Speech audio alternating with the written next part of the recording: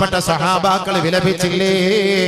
അല്ലാഹുവിന്റെ റസൂൽ വഫാത്തായി കിടക്കുമ്പോൾ ഏറ്റവും കൂടുതൽ ദുഃഖിച്ചത് മഹാനായ ഉമർ റളിയല്ലാഹു അൻഹു ആണ്. ഉമർ റളിയല്ലാഹു അൻഹു ഊരി പിടിച്ച വാളുമായി സടകുടഞ്ഞ് എഴുന്നേറ്റ് വന്നിട്ട് പറയുകയാണ്, ആരെങ്കിലും മുഹമ്മദ് മരിച്ചു എന്ന് പറഞ്ഞാൽ അവന്റെ തല ഞാൻ കൊയ്തെടുക്കുമെന്ന് ബഹുമാനപ്പെട്ട ഉമർ റളിയല്ലാഹു അൻഹു പറഞ്ഞപ്പോ എല്ലാവരും അത്ഭുത പരതന്ത്രരായി അസ്ത്രജ്ഞരായി മാറി നിൽക്കുകയാണ് കേട്ടോ. എന്ത് മറുപടിയാണ് പറയുക? ഹബീബായ തങ്ങൾ നമ്മിൽ നിന്ന് വിട പറഞ്ഞു പോയിരിക്കുകയാ. നബി തങ്ങൾ ഇതാ വഫാത്തായി കിടക്കുകയാണ്. ആ മുബാറക്കായ ശരീരം മറമാടുന്നതിന് മുമ്പ്, കബറടക്കപ്പെടുന്നതിന് മുമ്പ് ഉമറിന്റെ ഇതാ വലിയ വാക്കുകളാണ്. അവരുടെ തല ഞാൻ കൊയ്തെടുക്കുമെന്ന് പറയുമ്പോ ആ ഉമറിനെ നിയന്ത്രിക്കാൻ ആ പരിശുദ്ധമായ മക്കയുടെ മണ്ണിൽ, മദീനയുടെ മണ്ണിൽ ഒരാളും ഉണ്ടായിരുന്നില്ല. ഇല്ല അബൂബക്കർ സിദ്ദീഖ് മാത്രമാ അതിനുള്ള ധൈര്യം കാട്ടിയത്. സധൈര്യം അബൂബക്കർ സിദ്ദീഖ് മുന്നോട്ട് കടന്നു വന്നിട്ട് ഉമറിന്റെ മുഖത്ത് നോക്കി പറഞ്ഞു, ഉമറേ ആ വാള് നീ നിലത്ത് വെക്കണം കേട്ടോ.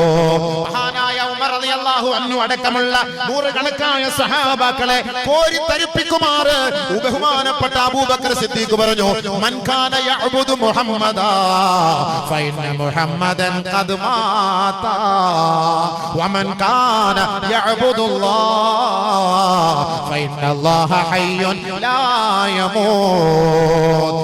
ഹിജാസിന്റെ മക്കളെ, ജസീറത്തുൽ അറബിയിലെ മക്കളെ, അറബി ലോകമേ, അൻസാരികളെ, മുഹാജിരീങ്ങളെ, മൻ കാന യഅബുദു മുഹമ്മദ, നിങ്ങൾ ആരെങ്കിലും മുഹമ്മദിനെയാണ് ആരാധിച്ചിരുന്നതെങ്കിൽ ഫഇന്ന മുഹമ്മദൻ ഖദ് മാത, ആ മുഹമ്മദ് നമ്മിൽ നിന്ന് വിട പറഞ്ഞു പോയിരിക്കുകയാണ്. വമൻ കാന യഅബുദുല്ലാഹ്, ആരെങ്കിലും അല്ലാഹുവിനെയാണ് ആരാധിച്ചിരുന്നതെങ്കിൽ ഫഇന്ന അല്ലാഹ ഹയ്യുൽ ലാ യമൂത്, ഫഇന്ന അല്ലാഹ ഹയ്യുൽ ലാ യമൂത്. നിതാന്ത ജാഗ്രതയുള്ള നിത്യ ചൈതന്യമായ പടച്ച തമ്പുരാൻ അവൻ എന്നെന്നും നിലനിൽക്കും കേട്ടോ.